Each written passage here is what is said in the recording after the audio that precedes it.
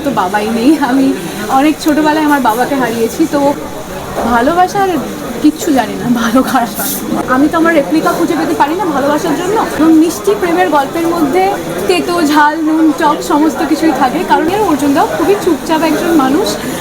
তো একসাথে জুটি হিসেবে এটা আমাদের প্রথম কাজ, কিন্তু কাজের অভিজ্ঞতা আমাদের খুবই ভালো।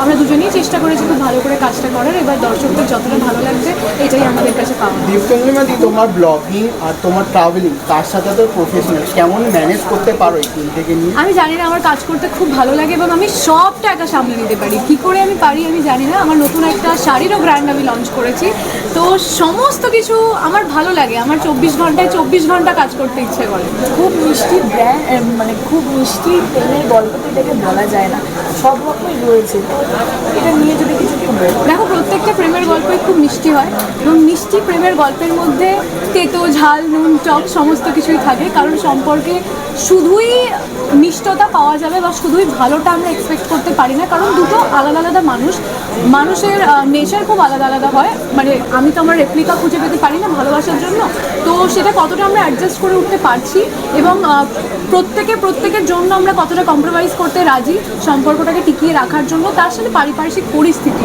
সবটা কীভাবে সামনে উঠে একটা সম্পর্ক আগে এগিয়ে যাচ্ছে বা সম্পর্কের কী পরিণতি হচ্ছে, তার জন্য তো প্রেমে পড়া বারণ দেখতে হবে।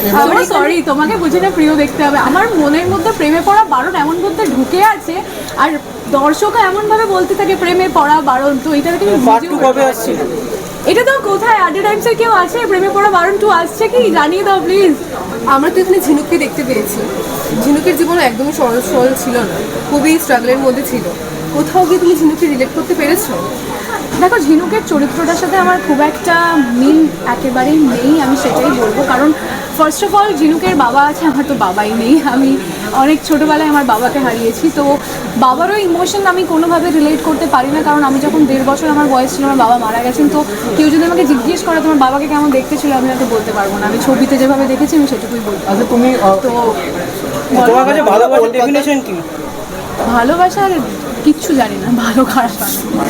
আচ্ছা, তুমি কলকাতাও থাকো, কখন মুম্বাই যাও। এবার যদি বলি আপকামিং তোমার মুম্বাইতে যদি কিছু সিরিয়াল বা ওটিটি বা কোনো ফিল্ম যদি কিছু করছো, সেটাও যদি বলতে চাও দর্শকদের বলবো খুব তাড়াতাড়ি নতুন কিছু আসছে, ভালো কিছু আসছে, দেখতে থাকুন, নিশ্চয়ই জানাবো। আচ্ছা, তোমার বিগ বস অফার হয়েছিল ওতেও, বিগ বস সালমান শোতে, ইভেন এখনও সৌরভদার বিগ বস লঞ্চ হচ্ছে, সেটা নিয়ে যদি আমি কিছু বলো, অফার কি এসছে তোমার?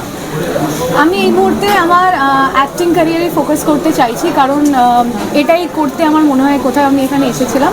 যদি কখনো মনে হয় আমি ক্যাপেবল একটা শো করার জন্য, আমি ভেবে দেখব। দর্শক কি বলবো? দর্শকদের এটাই বলবো, আমার নতুন কাজ আসছে তোমাকে বুঝি না প্রিয়, প্লিজ দেখবেন এবং প্রচুর প্রচুর ভালোবাসা। পুজোর প্রস্তুতি কি শুরু হয়ে গেছে? পুজোর প্রস্তুতি আমার মানে একটা পুজো শেষ হতে হতেই আমি আবার পরের পুজোর প্রস্তুতি শুরু করে দিই।